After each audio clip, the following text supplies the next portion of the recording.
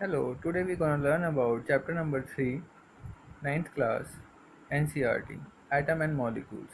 In this chapter, we will learn about what is an atom, molecule, law of chemical combinations, Dalton's atomic theory, ion, writing chemical formula, and mole concept. सबसे पहले हम देखेंगे कि atom क्या होता है। तो इस चैप्टर में बताया हुआ है आपको कि काफ़ी फिलोसफर्स ने, इंडियन एंड ग्रीक फिलोसफर्स ने एटम के बारे में बताया। उन्होंने मैटर को डिफाइन करने की कोशिश करी। आपने फर्स्ट चैप्टर में पढ़ा था कि मैटर क्या होता है, anything which occupy space and have mass, and scientist are interested in how matter is formed, so they conclude it in philosophical way that there is a some particle which is indivisible, यानी कि ऐसा कोई चीज़ है जो आगे further divide नहीं कर कर सकते, that is indivisible particle, and they named it atom. In Hindi they named it परमाणु। Then we have some law of chemical combination. First law of chemical combination के लिए हमारे पास है law of conservation of mass. इस law में हम देखेंगे कि मास कैसे कंजर्व्ड है। इस लॉ में हमें बताया हुआ है कि mass neither be created and nor be destroyed. Mass को ना ही क्रिएट किया जा सकता है, ना ही डिस्ट्रॉय किया जा सकता है इन अ केमिकल रिएक्शन। तो यहाँ पे आपको एक्टिविटी दे रखी है। एक्टिविटी में बताया हुआ है कि एक्स एंड वाई दो ग्रुप्स हैं, उसमें आप एक्स ग्रुप में copper sulphate, barium chloride, lead nitrate, या वाई ग्रुप में sodium carbonate, sodium sulphate, sodium chloride, इनमें से एक एक्स ग्रुप में से एक आपको लेना है कंपाउंड और एक वाई ग्रुप में से लेना है, और उनको क्या करना है, आपने 5% का सोल्यूशन बनाना है। 5% सोल्यूशन बनाने के बाद आपने क्या करना है, 10 ml वाटर में 5% सोल्यूशन बनाने के बाद वाई वाले सोल्यूशन को एक छोटी टेस्ट ट्यूब में हैंग कर देना है इन अ कॉनिकल फ्लास्क, जैसे आपको यहाँ पिक्चर में दिख रहा है, और ऊपर से कॉर्क लगा देनी है ताकि वो वेट लॉस ना हो वहाँ पर। और hang and the ignition tube in a flask carefully, और देखना है कि सोल्यूशन मिक्स ना हो, और उसका वेट करना है। And after weighing it you have to swirl the flask and you will see a reaction is going on। Reaction का होने का आपको पता चलेगा जब कोई कलर चेंज होगा या कोई प्रेसिपिटेशन होगी। उसके बाद आप देखेंगे उसका वेट दोबारा से, तो आप देखेंगे कि दोनों टाइम वेट क्या था, सेम आएगा। तो इसका ये मतलब आप कंक्लूड करोगे कि केमिकल रिएक्शन होने के बाद मास पहले और बाद में कोई डिफरेंस नहीं आया। इससे हमें ये पता चलता है कि mass neither be created and nor be destroyed. यहाँ पे कुछ क्वेश्चंस दिए हुए हैं। What happens in a reaction flask. Reaction flask में क्या हुआ, आप देखेंगे कि रिएक्शन फ्लास्क में कोई कलर चेंज होगा या कोई प्रेसिपिटेशंस होंगे। Do you think that a chemical reaction has taken place. Yes, chemical reaction has taken place. Why should we put a cork on a mouth of a flask. हमने cork क्यों लगाया flask पे, ताकि कोई भी loss ना हो। Does the mass of the flask and it's content change. तो हम देखेंगे कि मास चेंज नहीं होगा। तो लॉ ऑफ कंजर्वेशन का यहाँ पर आपको डेफिनेशन दे रखी है। Law of conservation of mass state that mass neither be created and nor be destroyed in a chemical reaction। Second is law of constant proportions. Law of constant proportion में हम देखेंगे कि हमारे पास जो एटम्स हैं वो एक पर्टिकुलर मॉलिक्यूल के लिए एक फिक्स रेशो में कंबाइन करते हैं। जैसे आपको एग्जांपल के तौर पे समझाया हुआ है, वाटर। वाटर में क्या होता है, वाटर का फॉर्मूला होता है H2O। हाइड्रोजन का दो एटम सॉरी, और ऑक्सीजन का एक एटम। तो आप देखेंगे कि इनका रेशो है 1:8 बाय मास, यानी कि 9 ग्राम वाटर अगर आप लेते हैं तो उसमें 1 ग्राम हाइड्रोजन और 8 ग्राम ऑक्सीजन होगा। चाहे आप ये कहीं भी प्रिपेयर करिए या कहीं से भी आप लाइए। सिमिलरली अमोनिया, अमोनिया का फॉर्मूला होता है NH3, उसमें nitrogen 1 atom and hydrogen 3 atom combine करके फॉर्म करते हैं, और उनका जो बाय मास रेशियो है वो 14:3 है। This led to the law of constant proportion which is also known as the law of definite proportions. This law stated by Proust as in chemical substance the elements are always present in definite proportion by mass. उसके बाद हमारे पास है Dalton atomic theory. यहाँ पर Dalton ने atom and उसकी properties को डिफाइन करने की कोशिश करी है। डाल्टन ने बोला कि जो भी मिक्सचर है या कंपाउंड है या कुछ भी चीज़ है, मैटर है, वो एक स्मॉलेस्ट पार्टिकल से बनी है और उसको उन्होंने एटम डिफाइन किया। और यहाँ पे आपको डाल्टन के कुछ पॉस्टुलेट दिए हुए हैं। फर्स्ट पॉस्टुलेट है all matter is made up of tiny particle called atom which participate in a chemical reaction. उन्होंने बोला कि सारी चीज़ें एक छोटे एटम से मिलकर बनी हैं और वो केमिकल रिएक्शन में पार्टिसिपेट करते हैं। Atom are indivisible particle which can not be created and और destroyed in a chemical reaction. कह रहा है कि एटम एक इंडिविजिबल पार्टिकल है, इसे डिवाइड नहीं किया जा सकता और जिसे ना ही किसी केमिकल रिएक्शन में बनाया जा सकता है ना ही बिगाड़ा जा सकता है।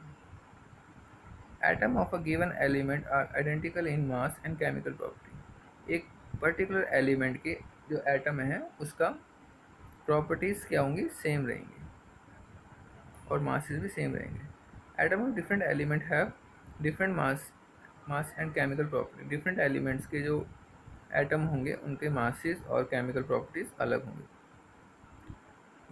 Atom combine in ratio of small whole number to form compounds. Atoms क्या करेंगे, कंबाइन करते हैं to form a compound. Relative number and kind of atoms are constant in a given compound. जो रिलेटिव नंबर है, जैसे कि आपने देखा वाटर के केस में, वो कांस्टेंट रहेगा, हाइड्रोजन के 2 और ऑक्सीजन का 1 एटम। आप नेक्स्ट चैप्टर में आप देखेंगे कि एटम इंडिविजिबल पार्टिकल नहीं है, उसके भी फर्दर डिविजन्स हैं, इलेक्ट्रॉन, प्रोटॉन, न्यूट्रॉन। जहाँ इसके बाद आप देखेंगे कि डाल्टन की जो थ्योरी है वो रॉन्ग प्रूफ हो जाएगी, बट इस चैप्टर में आप डाल्टन की थ्योरी पर बेस चीज़ें पढ़ेंगे। आपके पास क्वेश्चन आ गए यहाँ पर।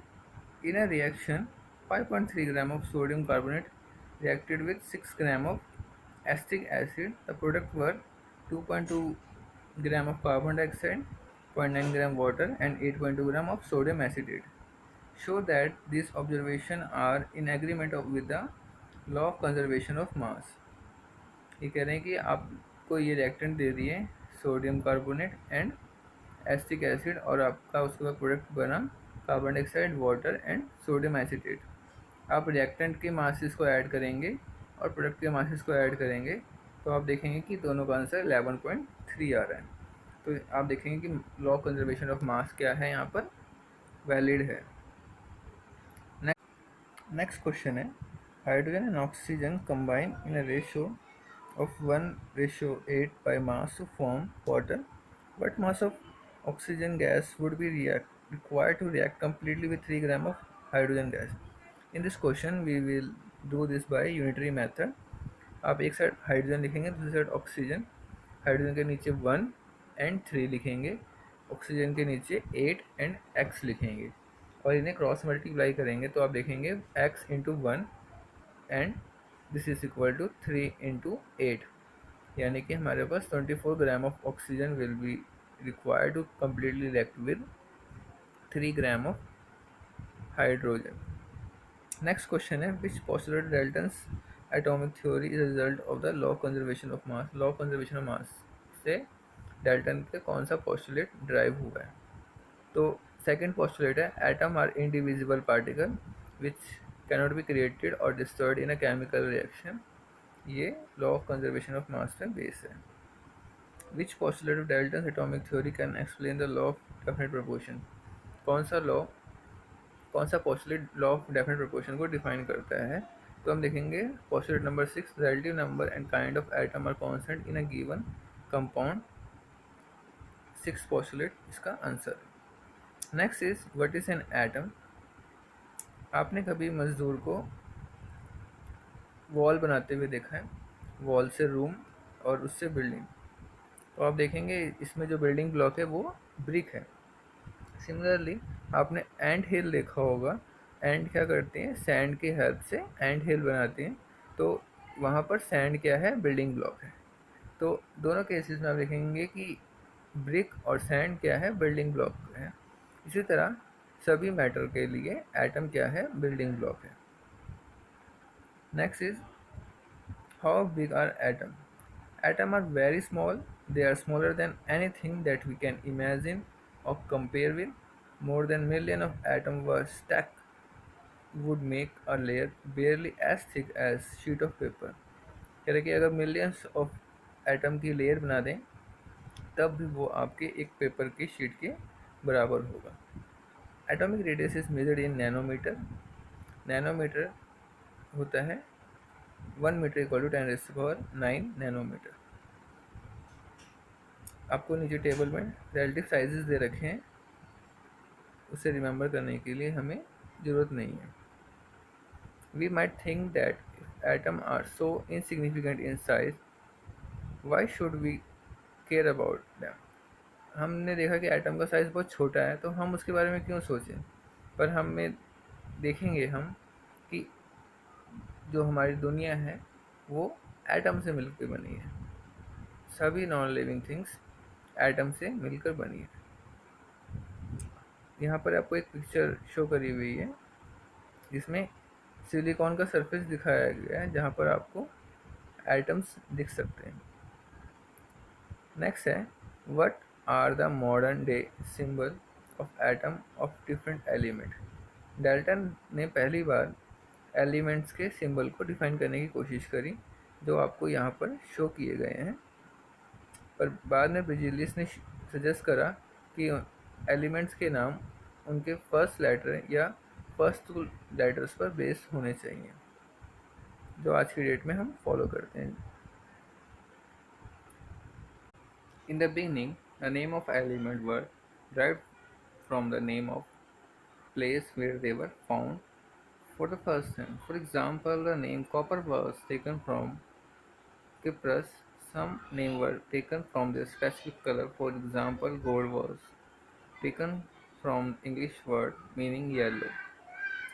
आजकल IUPAC international union of pure and applied chemistry क्या करती है? नाम को अप्रूव करती है कि उनका नाम क्या होगा, सिंबल क्या होगा और उनकी यूनिट्स क्या होंगी। तो जो आजकल हम सिंबल देख रहे हैं उनमें फर्स्ट लेटर या फर्स्ट टू लेटर इंक्लूड करे जाते हैं। फर्स्ट लेटर को हम अपर केस में लिखते हैं और सेकंड लेटर को हम स्मॉलर केस में लिखते हैं। फॉर एग्जांपल हाइड्रोजन को हम कैपिटल एच से रिप्रेजेंट करते हैं। सेकंड आपको दिया हुआ है एल्यूमिनियम। एल्यूमिनियम को capital A and small L से रिप्रेजेंट करते हैं, not capital A and capital L. Cobalt को हम capital C and small O से रिप्रेजेंट करते हैं, not capital C and capital O. अगर हम कैपिटल में लिखते हैं तो इसका मतलब हो जाएगा carbon monoxide, which will be wrong. Symbol of some element are formed from first letter of name and letter pairing letter in the name. Example are chlorine, zinc, etc. Other symbols have been taken from the name of element in Latin. जैसे कि आप देखेंगे iron का नाम ferrous होने की वजह से उसका सिंबल Fe है।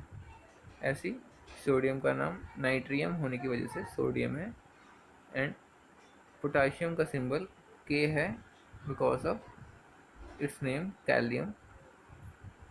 तो हम देखेंगे हमें टेबल दिया हुआ है, टेबल में कुछ एलिमेंट्स के नाम और सिंबल्स दे रखे हैं, इन्हें हमें रिमेंबर कर। Next is atomic mass. Dalton की थ्योरी का एक रिमार्केबल पॉइंट था एटॉमिक मास। उसके हिसाब से सभी एलिमेंट का एक करेक्टरिस्टिक एटॉमिक मास होता है। तो इस थ्योरी की वजह से साइंटिस्ट ने एटॉमिक मास को मेजर करने का ट्राई किया। उन्होंने देखा कि सिंगल एटम का मास निकालना पॉसिबल नहीं है, इसलिए उन्होंने कुछ केमिकल रिएक्शन की हेल्प से एटॉमिक मास को निकालने की कोशिश करिए। एटॉमिक मास को डिफाइन करने के लिए हम उसको एटॉमिक मास यूनिट की टर्म में लिखते हैं, जिसको एब्रीवेट करते हैं AMU। पर IUPAC ने आजकल इसका नाम चेंज करके स्मॉल यू कर दिया है, यानी कि unified mass as equal to the mass of one carbon atom that would assign carbon atom of mass 1 unit and oxygen atomic mass 1.33। पर आप देखेंगे कि एटॉमिक मासेस पॉइंटों में आ रहे थे, होल नंबर में नहीं आ रहे थे, इसलिए उन्होंने उसको दोबारा से चेंज करने का कोशिश करा। उन्होंने फिर उसके बाद ऑक्सीजन को कंसीडर किया, क्योंकि ऑक्सीजन मैक्सिमम चीज़ों के साथ कंबाइन कर रहा था, रिएक्टिव था, और उससे मैक्सिमम के एटॉमिक मासेस होल नंबर में आ रहे थे। बट इन 1961 उन्होंने कार्बन 12 आइसोटोप को as a standard reference for measuring atomic masses उन्होंने असाइन करा। One atomic mass unit is a mass unit equal to exactly 1/12 of mass of carbon 12 atom. Relative masses are determined on the basis of this. So in current scenario, atomic mass unit is defined as 1/12 of carbon 12 isotope mass. यहाँ पे आपको atomic mass के बारे में बताया जा रहा है, कैसे आप उसको रिलेटिव एटॉमिक मासेस को निकालेंगे। यहाँ पे आपको एक वाटरमेलन का एग्जांपल दे रहा है। उसने एक वाटरमेलन लिया, उसको 12 पीसीज में डिवाइड कर दिया, और एक पीस से उसने बाकी और फ्रूट्स को वे करा और उनके मासेस को इन टर्म ऑफ वाटरमेलन उसको डिफाइन करा। इसी तरह साइंटिस्ट ने बाकी एलिमेंट्स के एटॉमिक मासेस को असाइन करा। How do atom exist? Atoms of most elements are not able to exist independently. Atoms form molecule and ion. These molecule or ion aggregate in large number to form matter that we can see, feel or touch. Atoms as such independently exist नहीं करते ज़्यादातर, कुछ elements के करते हैं, जैसे कि noble gases हैं, हीलियम, आर्गन एक्सेट्रा, और वो एक कंबाइंड फॉर्म में रहते हैं in form of molecule ion, जिसे हम टच कर सकते हैं, फील कर सकते हैं। क्वेश्चन है next, define atomic mass unit. Atomic mass unit को डिफाइन कर सकते हैं एज 1/12 ऑफ कार्बन 12 आइसोटोप के मास के बराबर। Why is it not possible to see an atom with naked eyes? Atom को नेक्ड आइज से देखना पॉसिबल क्यों नहीं है? Because atom is very very small to see. Next is what is molecule? A molecule is in general a group of 2 or more atoms that are chemically bonded together, that is tightly held together by attractive forces. Molecule क्या है? उसमें दो atom या दो से ज़्यादा atom combine कर इन chemically bonded होकर एक मैटर बना रहे हैं, जिसे हम मॉलिक्यूल कह रहे हैं। Molecule can be found independently and show all the properties of that substance. Atom of same element or different element can join to form a molecule. Next is molecules of elements. When a molecule is formed by a particular element, that is by single element, then it is known as molecule of elements, such as helium, argon, monatomic gases, and oxygen, O2, diatomic gas, and O3, ozone, triatomic molecule. There are some more examples such as H2, N2, जो molecules हैं element के। यहाँ पे आपको और example के तौर पे बता रहे हैं फोस्फोरस जो टेट्राटॉमिक होता है, और सल्फर जो पॉलीटॉमिक आयन है, यानी सल्फर का S8 मॉलिक्यूल होता है, इसमें 8 सल्फर कंबाइन करके एक मॉलिक्यूल बनाते हैं। Next is molecules of compound. Molecules of compound में हम देखेंगे कि डिफरेंट एलिमेंट्स कंबाइन करके मॉलिक्यूल बना रहे हैं। जैसे वाटर में हाइड्रोजन और ऑक्सीजन कंबाइन करके वाटर बना रहे हैं। नेक्स्ट है अमोनिया। अमोनिया में नाइट्रोजन और हाइड्रोजन मिलकर मॉलिक्यूल बना रहे हैं। एंड कार्बन डाइऑक्साइड में कार्बन और ऑक्सीजन कंबाइन करके कार्बन डाइऑक्साइड बना रहे हैं। नेक्स्ट है आपके पास एक्टिविटी। एक्टिविटी में आपको निकालना है कि उनका सिंपलेस्ट रेशो क्या होगा एलिमेंट्स का जिसमें वो फॉर्म कर रहे हैं। यहाँ पर आपको एक्टिविटी में वाटर के बारे में बता रखा है। वो कह रहा है कि जो 3.4 और 3.2 टेबल की हेल्प से आपने इसको सॉल्व करना है। तो आप टेबल में देखेंगे, यहाँ पर एक्टिविटी वाले टेबल में यहाँ पर पहले एलिमेंट्स के नाम लिखिए, उनका रेशियो बाय मास जो आपको गिवन है वो लिखना है, उनके एटॉमिक मासेस लिखने हैं, और उनके मास रेशियो और एटॉमिक मास का रेशियो निकालना है। देन इस रेशियो को आप सिंपलेस्ट होल नंबर में कन्वर्ट करेंगे, और जो आपके पास नंबर आएगा वो आपको उसका केमिकल फॉर्मूला देगा कि वो किस रेशियो में कंबाइन कर रहे हैं। Next is what is an ion. Ion क्या है? आपने देखा होगा कि मेटल्स में, नॉन मेटल्स में वो आयनिक फॉर्म में रहते हैं। आयंस क्या है? एक चार्ज स्पीशीज़ है जिसके ऊपर कोई चार्ज होगा। Charge can be a positive charge और a negative charge. A negative charge ion is known as anion and a positive charge species known as cation। यहाँ पे इन्होंने सोडियम क्लोराइड का एग्जांपल दे रखा है। सोडियम क्लोराइड में Na positive and Cl negative से combine करके वो बना हुआ है। नेक्स्ट आपको टेबल दिया हुआ है। टेबल में आपको डिफरेंट आयनिक कंपाउंड्स दे रखे हैं, जैसे calcium oxide, magnesium sulphate, sodium chloride, और उनके मास रेशियोज भी दे रखे हैं। नेक्स्ट है राइटिंग केमिकल फॉर्मूला। ये इस चैप्टर का इम्पोर्टेंट फेज़ आ गया, जहाँ पे आपको केमिकल फॉर्मूला लिखने के लिए है। केमिकल फॉर्मूला लिखने के लिए आपको कुछ आयंस के नाम और सिंबल्स याद करने पड़ेंगे, जो टेबल 3.6 है। पहले इसमें मोनोएटॉमिक आयंस के बारे में दे रखा है, जैसे सोडियम को Na पॉजिटिव, पोटाशियम को K positive, silver Ag positive, copper 1 Cu positive, magnesium Mg2 positive, calcium Ca2 positive, zinc Zn2 positive, iron 2 Fe2 positive, copper 2 Cu2 positive. आप देखेंगे copper 1 positive and copper 2 positive दो दे रखे हैं। हम normally copper 2 positive consider करते हैं अगर हमें गिवन नहीं है तो।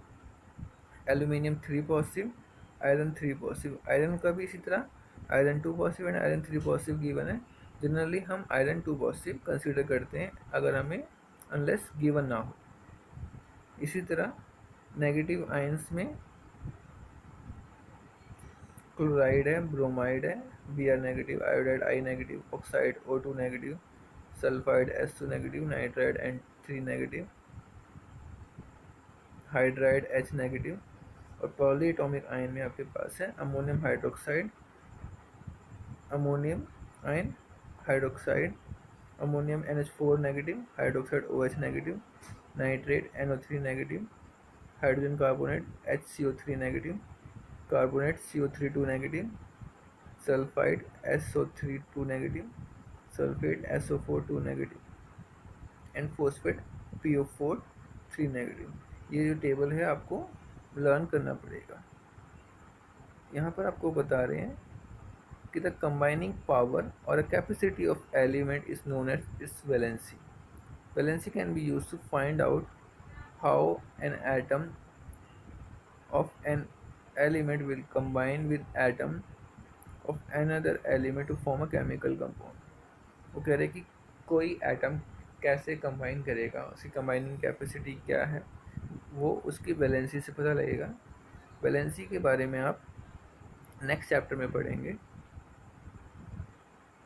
यहाँ पर एग्जांपल लेके आपको समझाने की कोशिश कर रहे हैं कि अगर एक ह्यूमन है, उसके 2 आर्म्स हैं और ऑक्टोपस की 8 आर्म्स हैं, और अगर वो ऑक्टोपस ह्यूमन की दोनों आर्म्स को पकड़े तो एक ऑक्टोपस 4 ह्यूमन बीइंग को कॉट कर सकता है, तो लॉक कर सकता है।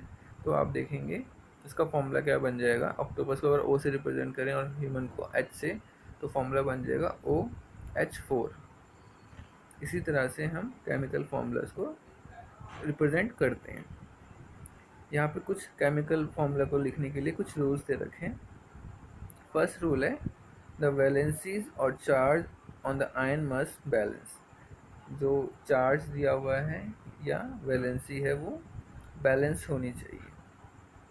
सेकंड है, जिस कंपाउंड में मेटल या नॉन मेटल दे रखे हैं उसमें मेटल को आपने फर्स्ट प्लेस पे लिखना है लेफ्ट साइड, और उसके बाद नॉन मेटल को लिखना है। जैसे एग्जांपल के तौर पे आपको दे रखा है कैल्शियम ऑक्साइड, यहाँ पे कैल्शियम मेटल है और ऑक्सीजन नॉन मेटल है। ऐसे और भी एग्जांपल आपको यहाँ पर दे रखे हैं। थर्ड है in compound form with polyatomic ions such as sulphate, carbonate, उनमें आप देखेंगे कि अगर वो उनका नंबर 1 से ज़्यादा होगा तो हम उनके बाहर ब्रैकेट लगा के लिखेंगे। जैसे कि आपको एग्जांपल तौर पे दिया हुआ है MgOH2 मैग्नीशियम हाइड्रोक्साइड, यहाँ पे OH नेगेटिव पॉलीएटॉमिक आयन है और 2 इसका नंबर है। अगर आपके पास पॉलीएटॉमिक आयन सिंगल फॉर्म में दिया है तो ब्रैकेट लगाने की ज़रूरत नहीं है। तो आपको यहाँ पर कुछ फॉर्मूले दे रखे हैं सिंपल कंपाउंड्स के, आप यहाँ देख सकते हैं। फॉर्मूला लिखने के लिए क्या करना है, आपको उस आयन के चार्ज के बारे में पता होना चाहिए। इसका मतलब आपको टेबल लर्न होना चाहिए 3.6। उसके बाद आप देखें कि आप एलिमेंट का नाम लिखेंगे और नीचे उसका चार्ज लिखेंगे और उनको क्रॉस मल्टीप्लाई कर देंगे। क्रॉस मल्टीप्लाई करके आपके पास आंसर आ जाएगा। जैसे हाइड्रोजन सल्फाइड में H के ऊपर पॉजिटिव चार्ज है, सल्फाइड के ऊपर H2 नेगेटिव। आप क्रॉस मल्टीप्लाई करेंगे तो आपका फॉर्मूला बन जाएगा H2S। ऐसे आप बाकी भी ट्राई कर सकते हैं। यहाँ पर एक दे रखा है एल्यूमिनियम ऑक्साइड में एल्यूमिनियम 3 पॉजिटिव होता है और ऑक्साइड के ऊपर 2 नेगेटिव होता है। आप क्रॉस मल्टीप्लाई करेंगे तो Al2O3 इसका फॉर्मूला बन जाएगा। यहाँ पे नेक्स्ट दे रखा है कैल्शियम ऑक्साइड, कैल्शियम 2 पॉजिटिव होता है और ऑक्सीजन 2 नेगेटिव होता है। क्रॉस मल्टीप्लाई करके आपके पास फॉर्मूला बनेगा Ca2O2। बट इसको सिंप्लीफाई करेंगे तो हमारे पास फॉर्मूला आ जाएगा कैल्शियम ऑक्साइड, जो कि करेक्ट फॉर्मूला होगा। ऐसे आपको और भी एग्जांपल दे रखे हैं। यहाँ पे कैल्शियम हाइड्रोक्साइड एग्जांपल दे रखा है, वहाँ पे कैल्शियम 2 पॉजिटिव होता है और हाइड्रोक्साइड आयन के ऊपर -1 होता है। क्रॉस मल्टीप्लाई करेंगे तो कैल्शियम हाइड्रोक्साइड आएगा और आप देखेंगे यहाँ पे हाइड्रोक्साइड के बाहर ब्रैकेट लगा रखा है क्योंकि इसका नंबर 2 है।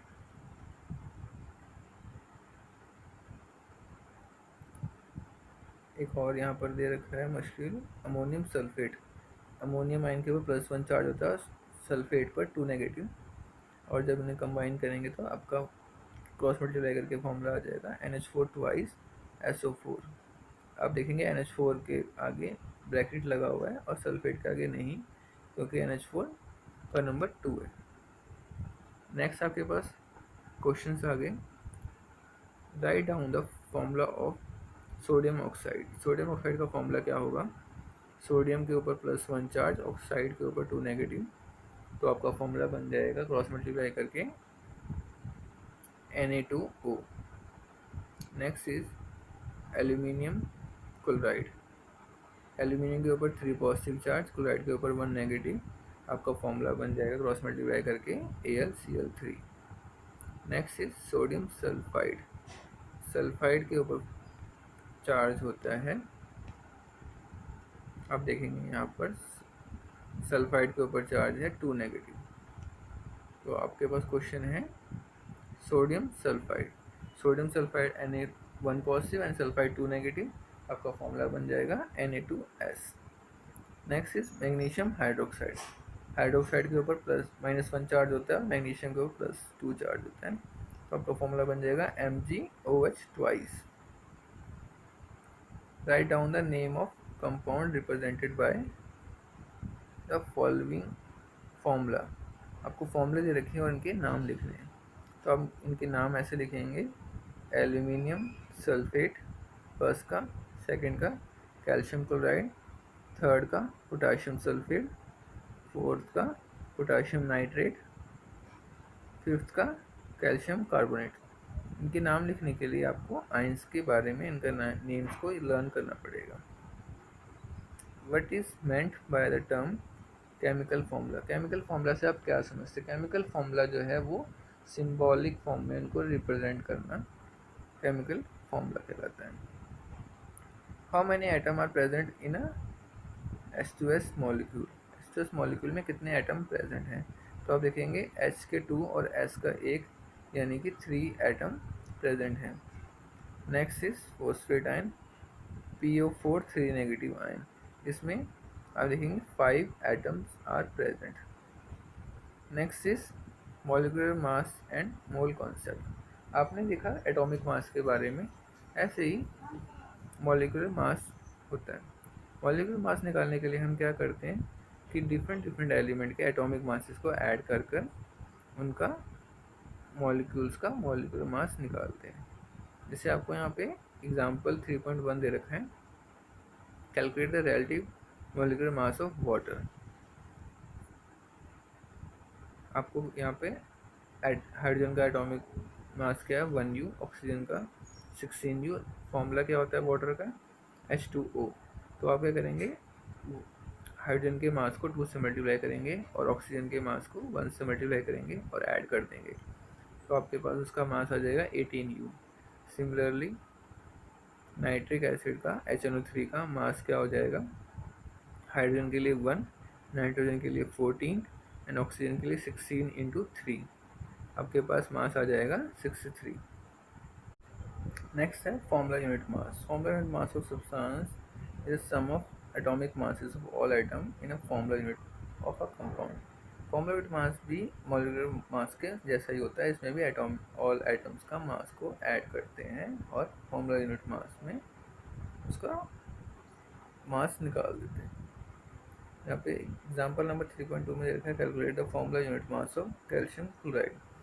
कैल्शियम का मास है 14 और क्लोरीन का है 35.5।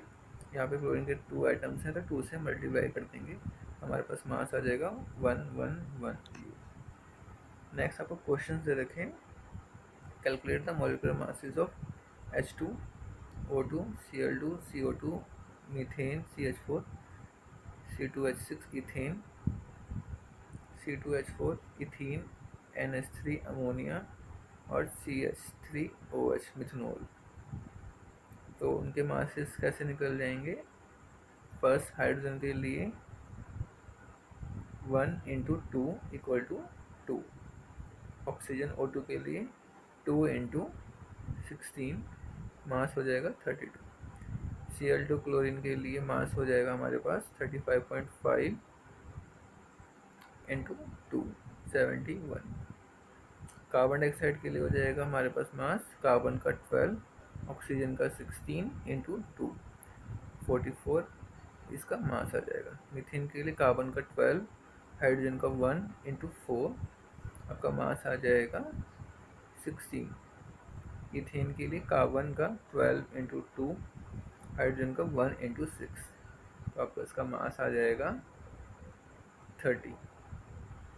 नेक्स्ट है इथीन C2H4, कार्बन का 12 into 2 24 plus 4 28।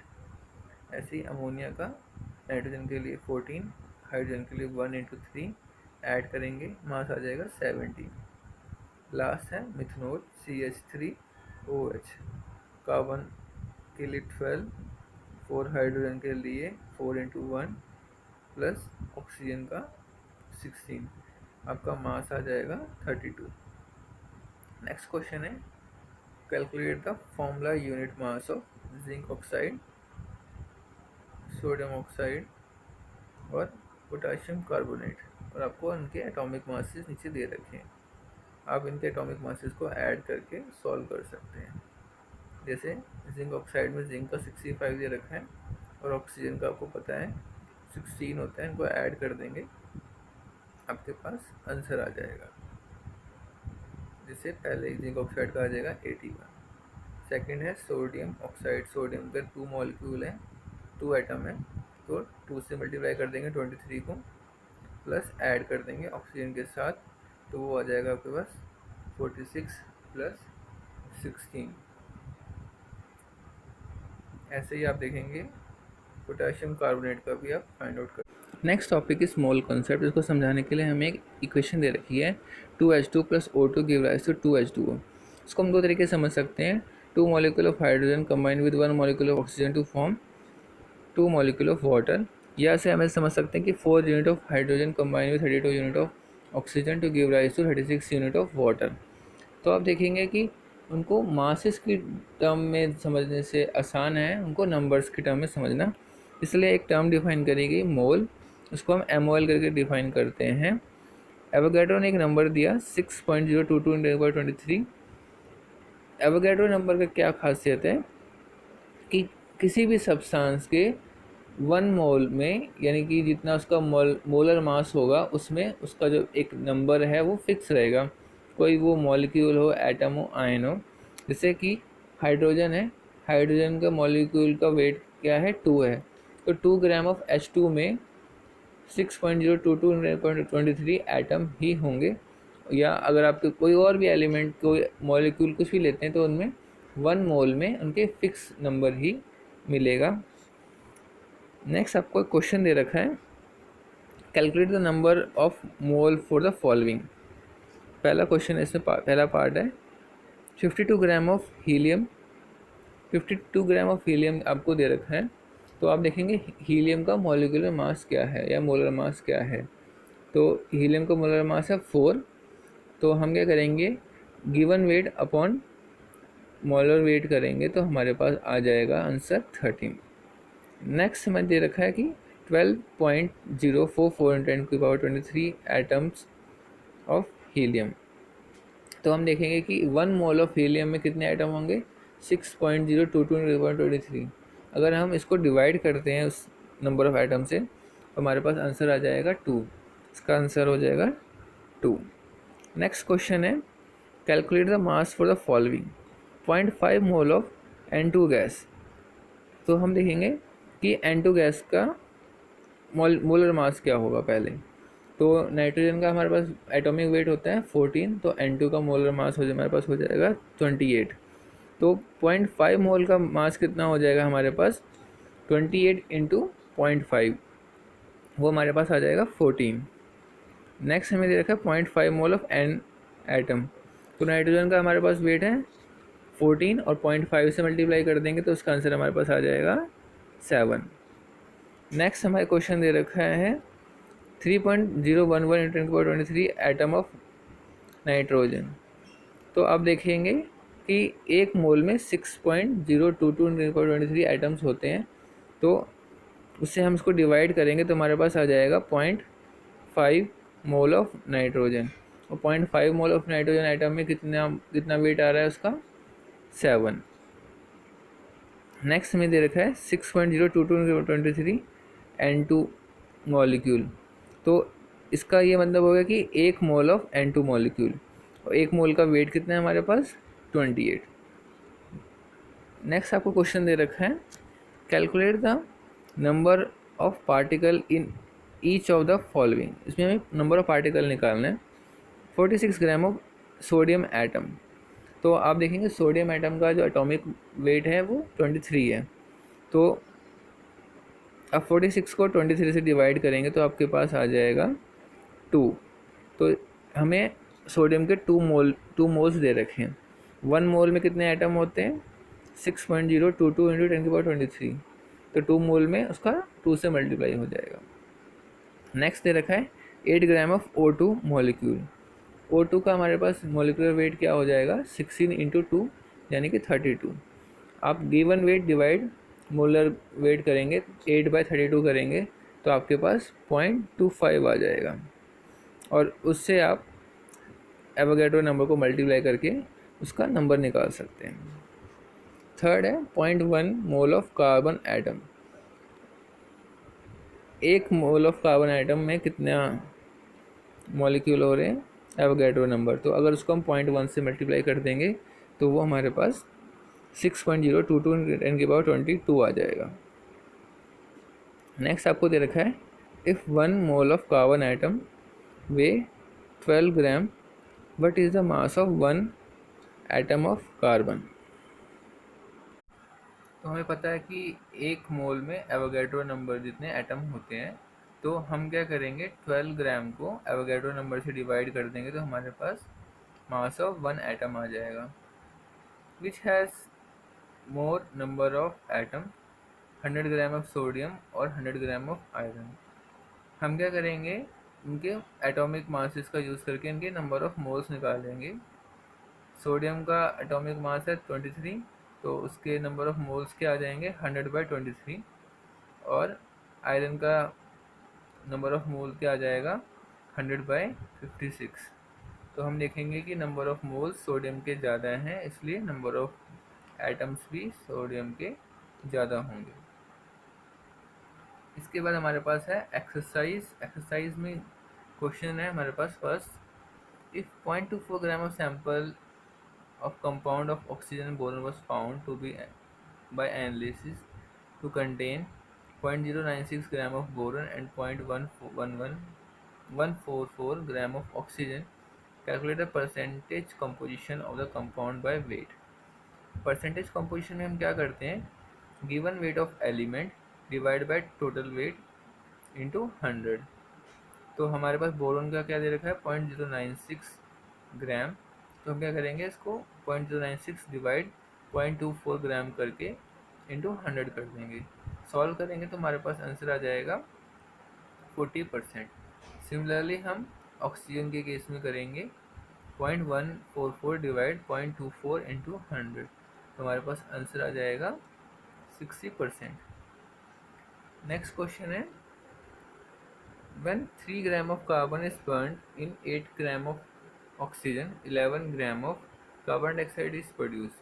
What mass of carbon dioxide will be formed when 3 gram of carbon is burnt in 50 gram of oxygen? Which law of chemical combination will govern your answer? हम देख रहे हैं कि 3 gram carbon 8 gram oxygen में burn होकर 11 gram carbon dioxide produce कर रहा है।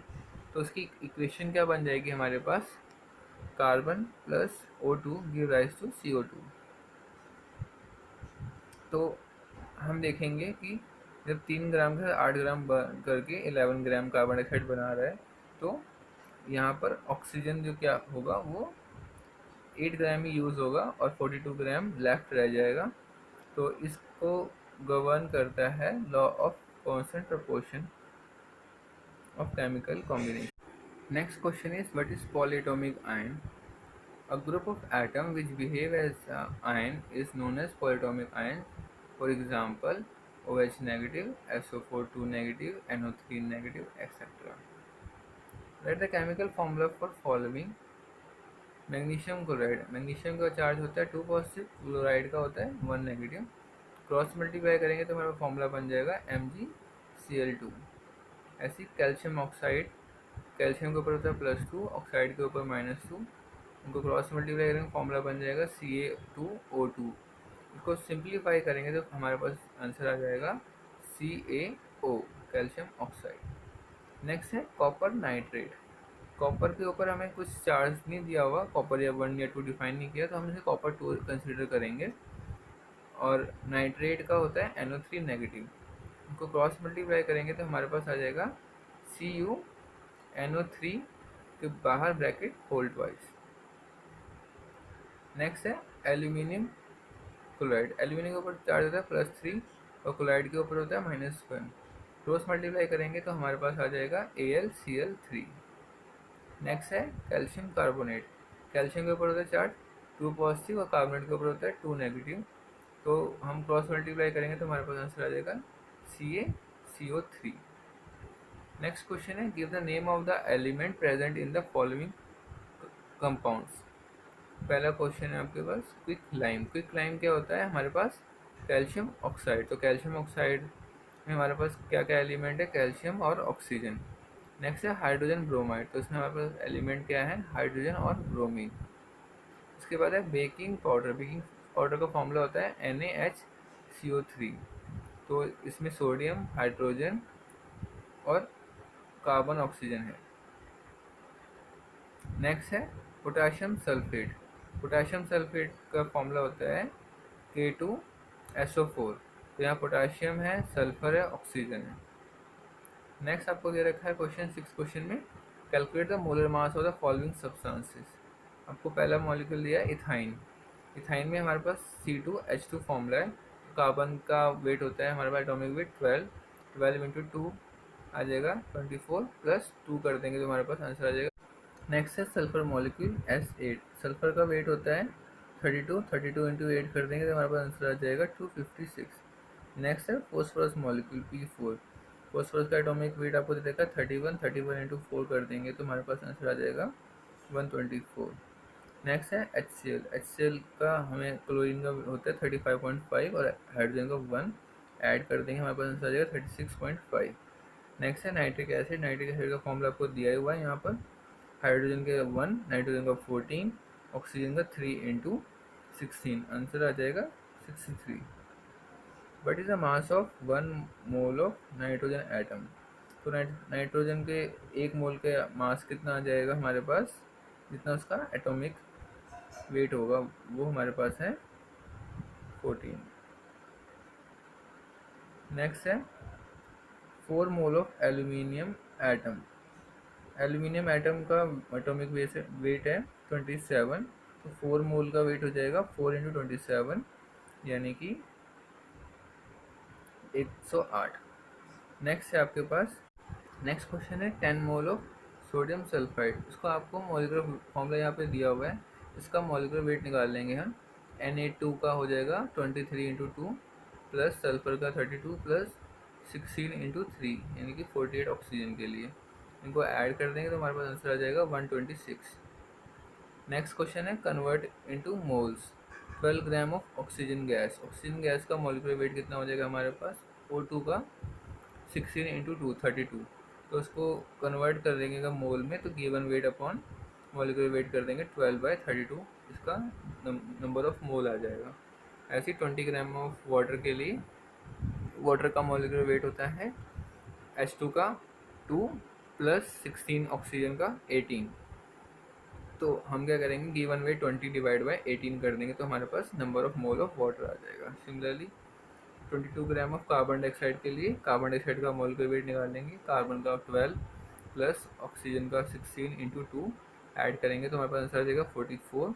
तो 22 ग्राम ऑफ कार्बन डाइऑक्साइड का आ जाएगा हमारे पास 22/44 मोल। सॉल्व कर लेंगे इसको हम, हमारे पास आंसर आ जाएगा। नेक्स्ट है what is the mass of 0.2 mole of oxygen atom. तो ऑक्सीजन एटम का मोलिकुलर एटॉमिक वेट हमारे पास क्या हो जाएगा 16, तो उसको 0.2 से मल्टीप्लाई कर देंगे तो हमारा आंसर आ जाएगा। नेक्स्ट है 0.5 मोल ऑफ वाटर मॉलिक्यूल। तो वाटर मॉलिक्यूल का वेट हमारे पास होता है 18, तो 0.5 से मल्टीप्लाई कर देंगे हमारा आंसर आ जाएगा 9। ऐसे ही नेक्स्ट क्वेश्चन है calculate the number of molecule of sulphur present in 16 gram of solid sulphur. तो सल्फर 8 का हमने अभी मॉलिक्यूलर वेट निकाला था ऊपर 256। तो हम क्या करेंगे, given weight 16/256 into Avogadro number कर देंगे तो हमारे पास इसका आंसर आ जाएगा। नेक्स्ट है calculate the number of aluminium ion present in 0.051 gram of aluminium oxide. First हम देखेंगे एल्यूमिनियम ऑक्साइड का फॉर्मूला क्या होता है। एल्यूमिनियम के ऊपर चार्ज होता है +3 का और ऑक्साइड के ऊपर 2 नेगेटिव। तो हम इसको सॉल्व करेंगे तो हमारे पास फॉर्मूला बन जाएगा Al2O3। तो इसका हम मॉलिक्यूलर वेट निकाल लेंगे। एल्यूमिनियम का एटॉमिक वेट 27 है, 27 इंटू 2 करके 54 प्लस O3 का 48 ऐड करेंगे तो हमारे पास आंसर आ जाएगा 102। तो इसका मॉलिक्यूलर वेट कितना है 102। तो यानी कि 102 ग्राम ऑफ एल्यूमिनियम ऑक्साइड में हमारे पास एल्यूमिनियम कितना है 54।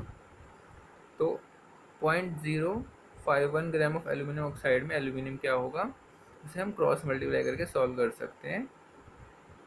तो हमारे